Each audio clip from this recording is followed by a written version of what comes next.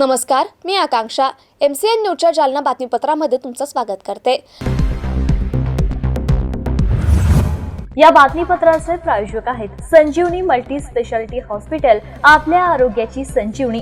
The skill to heal, the speed to care. Varad electronics and furniture, AC, deep freezer आणि water कूलरचे माहेरघर. भव्य showroom आता नव्या स्वरूपात.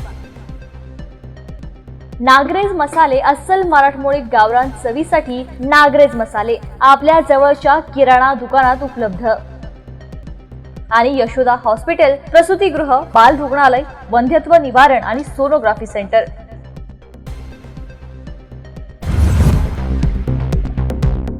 परभणी येथील घटनेच्या निषेधार्थ अंबड चौफुलीवर रास्ता रोको आंदोलन करण्यात आलं. आंबेडकरी समाजाच्या वतीने जालना छत्रपती संभाजीनगर महामार्गावर हा रास्ता रोको करण्यात आला. यावेळी झालेल्या जोरदार घोषणाबाजीने परिसर दणाणला होता.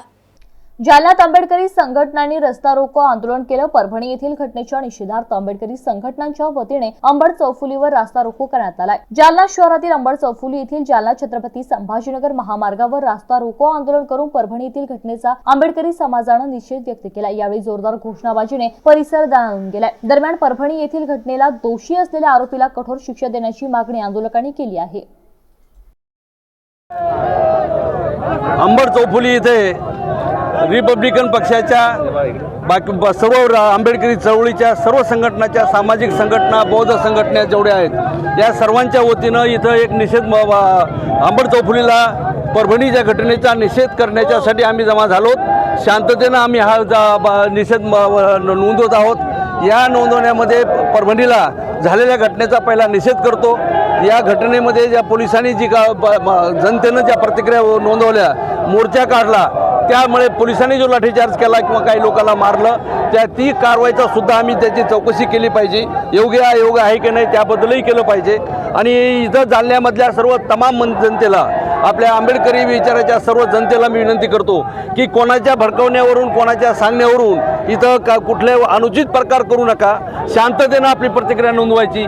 आपण सर्व तरुण मंडळी आलेत, माझ्यासोबत चितेकर वगैरे सर्व मंडळी इथं आलेत. या सर्वांनीच हा बंदचा रस्ता रोकोचा कार्यक्रम आम्ही केला आहे. आता हा मी DYSP कुलकर्णी किंवा जे अधिकारी वेळ आहेत त्यांना आम्ही हे निवेदन देणार आहोत. आणि हा आमचा 1 घंट्याचा झालेला रस्ता रोकोचा कार्यक्रम आम्ही स्थगित करणार आहोत. काल पोलिसांची आम्ही चर्चा करून सुद्धा शांततेनं हा कार्यक्रम पार पाडण्याचं केले. मी कार्यकर्ता म्हणून, बाबासाहेब आंबेडकरच्या चळवळीतला कार्यकर्ता म्हणून सर्व जनतेला आवाहन करतो की आपण कायदा सुव्यवस्था निर्माण होऊ देऊ नका. गैरसमज करून काही घटना करू नका. कुठंतरी दगडगिगड मारून आपल्या अंगावर काही येईल असं होऊ देऊ नका. शांततेनं ही प्रतिक्रिया नोंदवायची. आपण सर्वजण इथं आलात याबद्दल साऱ्या तरुणांचा, आपल्या सर्व संघटनेच्या पदाधिकाऱ्यांचा आमची मागणी आहे की परभणीला पोलिसांनी केलेल्या कारवाईच्या बाबतीमध्ये चौकशी करावा. आणि तो जो माणूस आहे माथे फिरू, ज्या माणसानं बाबासाहेबाच्या संविधानाच्या समोर असलेलं संविधान काढलं, त्याचा अपमान केला आहे, तर ते वेडा आहे का कोणी प्लॅन केला, त्याच्यामध्ये कोणी जातीवादाचा काही त्याच्यामध्ये हे करण्यामागं डाव आहे का, दोन समाजामध्ये अशांतता निर्माण करून लॉ अँड ऑर्डर क्रिएट करायचं काही डाव आहे का, हे पोलिसांनी शोधावा आणि तो माणूस शोधून काढावा अशी आमची मागणी आहे. परभणी येथे आंदोलनकर्त्यांवर लाठी हल्ला करणाऱ्या पोलीस अधिकारी आणि कर्मचाऱ्यांवर गुन्हा दाखल करावा अशी मागणी माजी आमदार कैलास गोरंट्याल यांनी केली आहे. पोलीस अधिकारी आणि कर्मचाऱ्यांवर गुन्हा दाखल न केल्यास गोरंट्याल यांनी आंदोलनाचा इशारा दिलाय. परभणी येथे घडलेली घटना निषेधार्थ असल्याची प्रतिक्रिया काँग्रेसचे माजी आमदार कैलास गोरंट्याल यांनी दिली आहे. परभणी येथील आंदोलनकर्त्यांवर लाठी हल्ला करणाऱ्या पोलीस अधिकारी आणि कर्मचाऱ्यांवर गुन्हा दाखल करावा अशी मागणी गोरंट्याल यांनी केली आहे. लाठी हल्ला करणाऱ्या पोलीस अधिकारी आणि कर्मचाऱ्यांवर गुन्हा दाखल न केल्यास आंदोलन करण्यात येईल असा इशारा देखील गोरंट्याल यांनी दिलाय. परभणीमध्ये जे घटना झाली त्याचे निषेधार्थ आंबेडकरी जनताने जे मोर्चा काढला, त्या मोर्चावर पोलिसांनी जे लाठी हल्ला केला आणि काही लोकांना त्यांनी अटक केले, गुन्हे दाखल केले. त्याच्या निषेधार्थ हा रस्ता रोको होता. आज अल्टिमेटम होता. मला जस्ट माहीत पडलं आणि मी इथं भेटायला आलो. सन्मान्य ब्रह्मानंद चव्हाण असेल, सन्मान्य संदीप खरात असेल, आमचे दिनकर दादा असेल, या लोकांनी मदतीसाठी मी इथं आलेलो आहे. शांततेने आम्ही आता हे आंदोलनात थोड्या वेळानंतर समाप्त करणार आहेत. आणि एक अल्टिमेटम आहे, जर त्या अधिकारी आणि ज्या कर्मचाऱ्यावर गुन्हे दाखल नाही झाले, ती कारवाई नाही केली तर एक आंदोलनाचा आणखीन एक भाग पुढं ठरण्याचं ठरलेलं आहे. यांना मी सांगितलं, जर आपण जालना बंद करायचा तुम्ही डिसाईड करत असेल तर बाबासाहेब आंबेडकरांचा आपण काय करू, बाबासाहेब आंबेडकरांचा जर जालना बंद करायचं असेल थांबलं पाहिजे परभणीच्या हां पोलिसांनी मोर्चेवाल्यांना थांबलं पाहिजे परभणीच्या आणि पोलीस जे कारवाई करतात त्याला थांबला पाहिजे. आणि आंबेडकरी जनताने जर डिसाईड केले जालना बंद करायचा, तर मी त्यांना सांगितलं की मी तुमच्यासोबत आमचे जेवढे व्यापारी बंधू आहे त्यांना भेटणार आहे, त्यांना रिक्वेस्ट करणार आहे की आमच्या जे बंदाचा हक असेल आपण आम्हाला मदत करा. त्यासाठी मी विनंती करणार आहे आणि निश्चितही जे आमचे आंदोलनकार जे डिसाईड करणार त्याच्या पाठीशी मी आहे, एवढं सांगतो. जय हिंद, जय महाराष्ट्र. राज्य मंत्रिमंडळ विस्तारामध्ये आमदार बबनराव लोणीकर यांच्या नावाची जोरदार चर्चा आहे. 2014 ते 2019 जालना जिल्ह्याचे पालकमंत्री असताना मी तब्बल 20,000 कोटींचा निधी जिल्ह्याच्या विकासासाठी आणला होता. आता पुन्हा मुख्यमंत्री देवेंद्र फडणवीस यांनी मंत्री बनण्याची संधी दिली तर त्या संधीचं सोनं करेल, अशी प्रतिक्रिया आमदार बबनराव लोणीकर यांनी मंत्रिमंडळ विस्ताराबाबत दिली आहे. त्यांच्याशी बातचीत केली आहे आमचे प्रतिनिधी साहिल पाटील यांनी. पाहुयात. राज्याच्या मुख्यमंत्रीपदी देवेंद्र फडणवीस आणि उपमुख्यमंत्रीपदी एकनाथ शिंदे आणि अजित पवार यांनी शपथ घेतली असली तरी अद्याप मात्र मंत्रिमंडळ विस्तार झालेला नाही.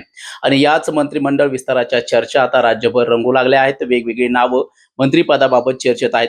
जालना जिल्ह्यातून परतूर विधानसभा आमदार बबनराव लोणीकर यांचं देखील नाव मंत्रिपदासाठी सध्या जोरदार चर्चेत आहेत. आज आपल्यासोबत बबनराव लोणीकर साहेब आहेत. आपण त्यांच्याकडूनच मंत्रिमंडळ विस्ताराबाबत आणि या प्रक्रियेबाबत जाणून घेणार आहोत. आज साहेब, मंत्रिमंडळाचा विस्तार अजून बाकी आहे, तुमचं नाव चर्चेत आहे, काय सांगाल? मी सुद्धा टीव्हीवरची बातम्या बघतोय. अनेक लोकांची नावं मंत्रिपदासाठी आहेत, तसं माझं सुद्धा नाव मंत्रिपदासाठी मी पाहतोय.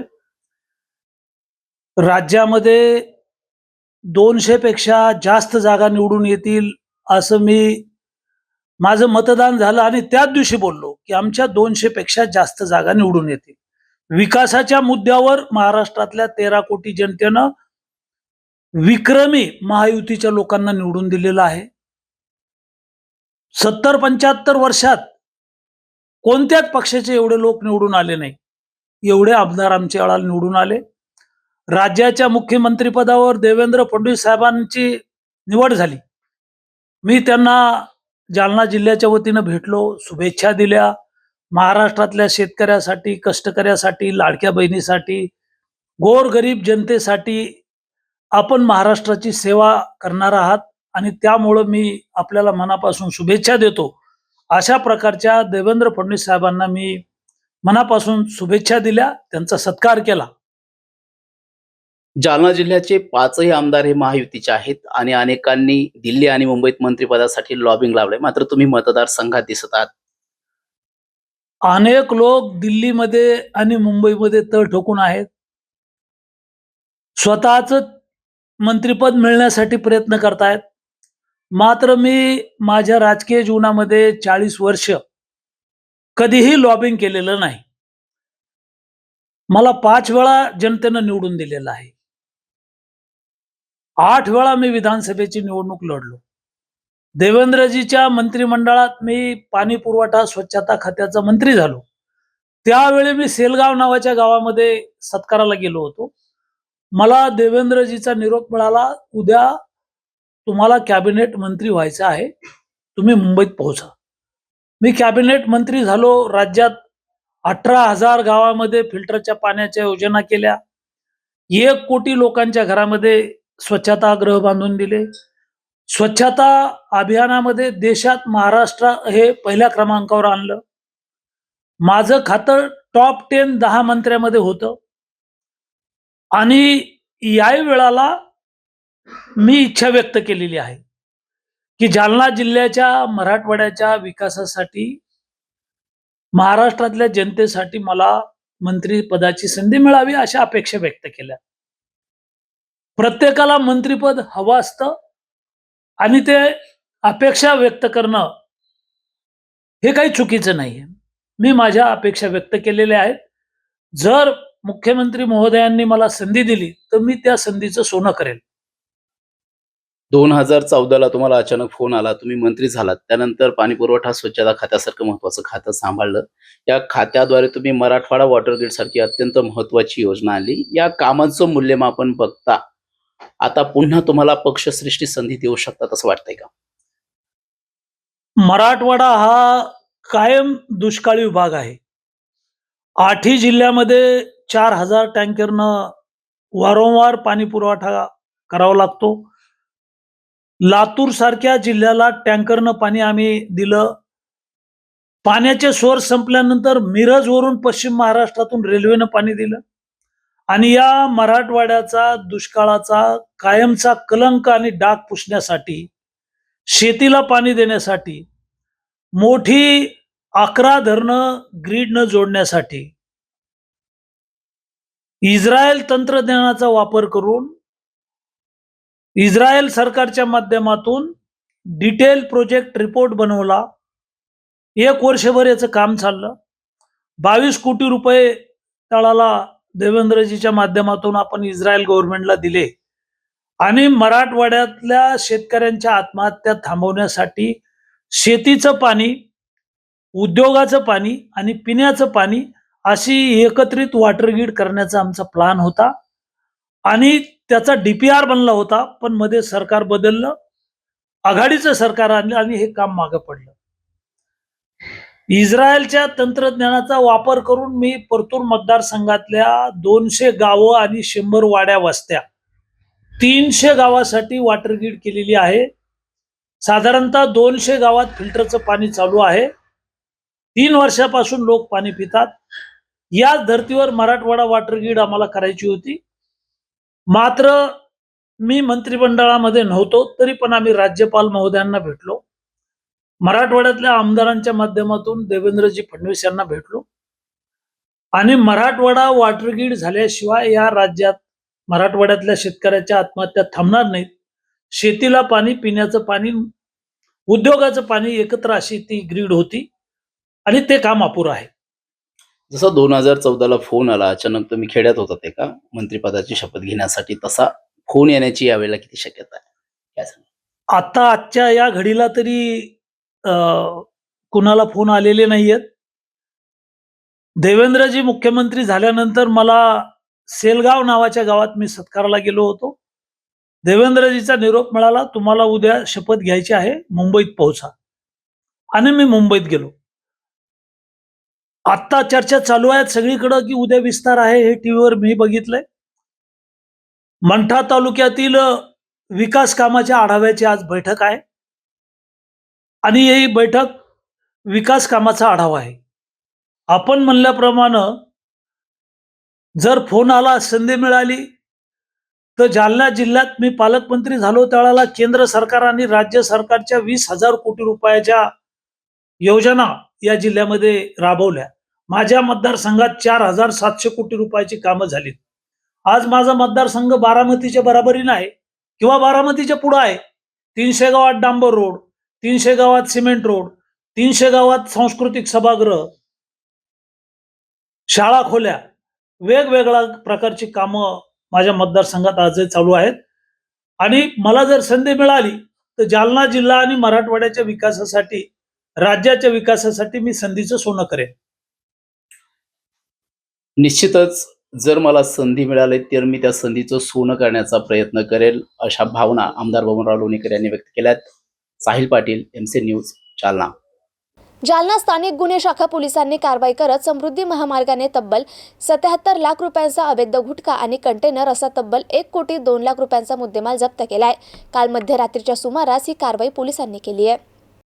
जालना 77 लाखांचा गुटखा पोलिसांनी जप्त केलाय. जालना स्थानिक गुन्हे शाखेने ही कारवाई केली. समृद्धी महामार्गावरील कळवणशी जवळ पोलिसांनी सापळा रचत गुटखा घेऊन जाणाऱ्या कंटेनरवर ही कारवाई केली असून या कारवाईत गुटखा आणि कंटेनर असा 1 कोटी 2 लाख रुपयांचा मुद्देमाल जप्त करण्यात आला. या प्रकरणी तालुका जालना पोलीस ठाण्यात 3 जणांविरुद्ध गुन्हा दाखल करण्यात आलाय. स्थानिक गुन्हे शाखा पोलीस निरीक्षक पंकज जाधव यांच्या पथकाने कारवाई केली. प्रकरणात ट्रक चालकाविरोधात पुन्हा गुन्हा दाखल करण्यात आला असून तब्बल 1 कोटी 2 लाख रुपयांचा मुद्देमाल जप्त केलाय. परतूर येथे रेल्वे स्थानक परिसरात रेल्वे खाली चिडून एका अनोळखी व्यक्तीचा मृत्यू झाला. या प्रकरणात अकस्मात मृत्यूची नोंद करण्यात आली आहे. जालन्याहून परभणीकडे जाणाऱ्या रेल्वेखाली चिरडून एका अनोळखी इसमाचा मृत्यू झालाय. परतूर रेल्वे स्थानकाजवळ ही घटना घडली असून या प्रकरणी परतूर पोलिसात अकस्मात मृत्यूची नोंद करण्यात आली आहे. दरम्यान या इसमाची अद्याप ओळख पटली नसून पोलीस ओळख पटवण्याचं काम करीत आहेत. राज्य सरकारने लाडकी बहीण योजनेचा मास्टर स्ट्रोक मारून विधानसभा निवडणुकीत यश मिळालं. मात्र आता याच योजनेच्या निकषात बदल करून सरकार लाडक्या बहिणींना धोका देत आहे. त्यामुळे सरकारने सर्व महिलांना या योजनेचा लाभ द्यावा, अन्यथा आम्ही लाडक्या बहिणींना घेऊन रस्त्यावर उतरू असा थेट इशारा माजी आमदार कैलास गोरंट्याल यांनी राज्य सरकारला दिलाय. पाहुयात. हे महायुतीने जे मास्टर स्ट्रोक मारला होता लाडकी बहीण योजनेच्या नावाने, त्याचा फायदा त्यांना प्रचंड बहुमताने सत्तामध्ये जे आणला ते फक्त लाडकी बहीण योजना. एकूण 3 कोटीपर्यंत लाभार्थी या योजनामध्ये आणि 3 कोटी महिला आणि ॲडिशनल एक जर त्यांनी जोडला तर 6 कोटी मतदान महायुतीला पडला. त्यामुळे आमच्यासारखे, मी असेल, बाळासाहेब थोरात असेल, पृथ्वीराज बाबा असेल, आमचे जसे दिग्गज लोक जे पडले फक्त हे लाडकी योजनामुळे. आता सरकारचं असं आहे, गरज सरे वैद मरो सारखा झालेला आहे. आता या लाडकी बहिणीला यापुढं मदत कोणत्या प्रकारचं भेटणार नाही, त्यासाठी ते जे प्रयत्न करतात ते शर्त लावले. 2.5 लाख पेक्षा वार्षिक उत्पन्न नको, ज्या घरात 4 चाकी आहे त्यांना नको, सरकारी नोकरी असेल त्याला नको, घरात एखादा मास्टर असेल त्याला नको, घरात एखाद्याने संजय निराधार योजनेचा फायदा घेतला असेल त्याला नको. असं अपात्र करण्याचे जे त्याने 10-15 अटी ठेवली. मला वाटतंय की महाराष्ट्रात जे 2.5 ते 3 कोटी लाभार्थी आहे त्यापैकी फक्त 40 ते 50 हजार पेक्षा जास्त लाभार्थी राहणार नाही. आणि आता तुम्ही जे मॅनिफेस्टो तुमचा होता की आम्ही 1500 नाही आता 2100 देणार, आता तुम्हाला 2100 रुपये या 2.5-3 कोटी महिलांना द्यावाच लागेल, नाहीतर आम्ही प्रचंड आंदोलन तुमच्या विरोधात करणार आहे. ज्या लाडकी बहीणमुळे आपण सत्यात आला त्यांना तुम्ही असा जर धोका दिला असेल तर आम्ही काँग्रेस म्हणून गप्प बसणार नाही, रस्त्यावर येणार. आणि हे बातमीपत्र इथेच संपलं. पुन्हा भेटूया पुढील बातमीपत्रात. तोपर्यंत पाहत रहा MCN न्यूज. नमस्कार.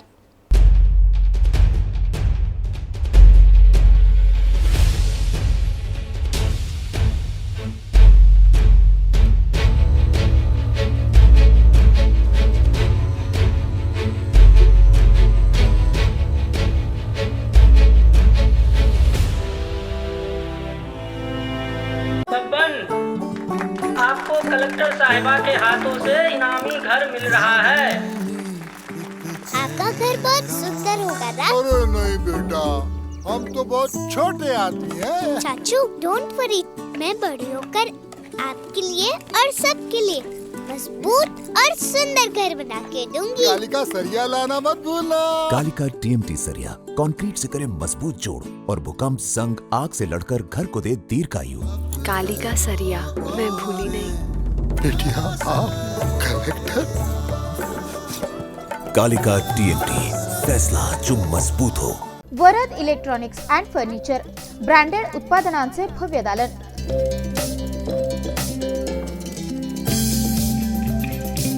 आमच्याकडे AC, fridge, LED, washing machine, deep fridge,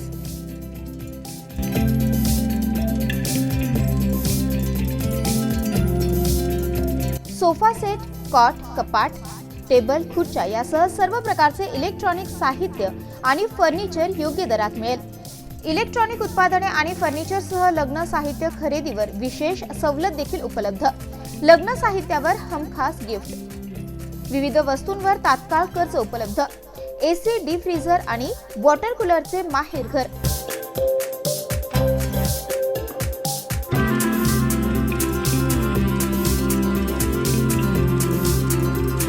आमचा पत्ता plot number 58, Shivshakti green city, Mhasoba मंदिराच्या बाजूला, नीलम टॉकीज जवळ, स्टेशन रोड, जालना.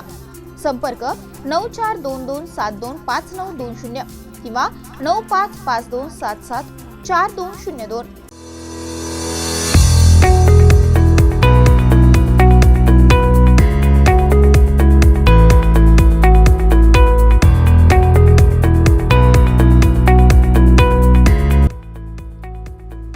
जालना मंठा रोडवरील रामनगर शुगर फॅक्टरी जवळील हिंद पेट्रोल पंपासाठी एक अनुभवी मॅनेजर कामासाठी पाहिजे. तसेच जालना शहरातील अंबड चौफुली जवळील गोल्डी लॉन्स समोरील जय भारत पेट्रोल पंपावर कार्यालयीन कामकाजासाठी एक महिला पाहिजे. आमचा संपर्क 9175083166.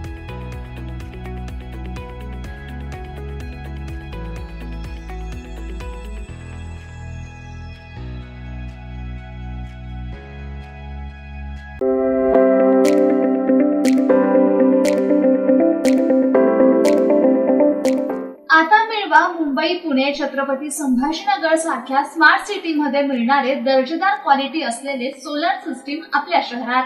आरोही सोलार पॉवर आणि वॉटर हीटर ग्राहकांना घरपोच सर्वात स्वस्त सोलार सिस्टम स्थापित करून देणारी नामांकित कंपनी. आमची वैशिष्ट्ये: महावितरणच्या घरगुती ग्राहकांसाठी शासकीय योजनेतून सबसिडी.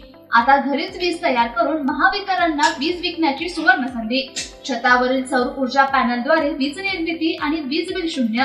विविध बँकांकडून सवलतीच्या दरात कर्जाची व्यवस्था.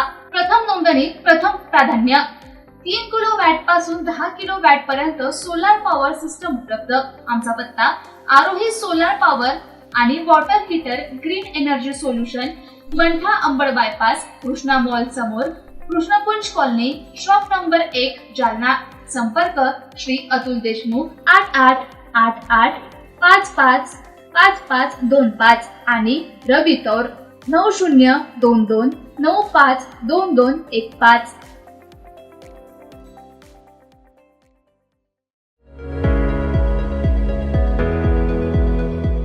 गायत्री लॉन्स जालना. जालना शहराच्या मध्यभागी असलेले सुप्रसिद्ध लॉन्स. वाढदिवस असो वा लग्न सोहळा यासाठी शहरातील भव्य निसर्गरम्य वातावरणातील एकमेव ठिकाण. उपलब्ध सुविधा: प्रशस्त डोम हॉल, मुबलक पाणी उपलब्ध, पार्किंग साठी स्वतंत्र व्यवस्था, स्पेशल मीटिंग आणि कॉन्फरन्स हॉल, 15,000 स्क्वेअर फुटामध्ये प्रशस्त गार्डन, वधूवरांसाठी स्वतंत्र रूम, वऱ्हाडी मंडळींसाठी प्रशस्त हॉल, सर्व सोयी सुविधांयुक्त असलेले गायत्री लॉन्स. बुकिंग साठी आजच संपर्क करा. बबनदादा सो संपुटी. संपर्क क्रमांक 9317263777 किंवा 9561443777. तर आपल्या शुभ कार्यासाठी संपर्क करून नक्की बुकिंग करा. आमचा पत्ता: गायत्री लॉन्स, सोरटी नगर, अंबड रोड, जालना.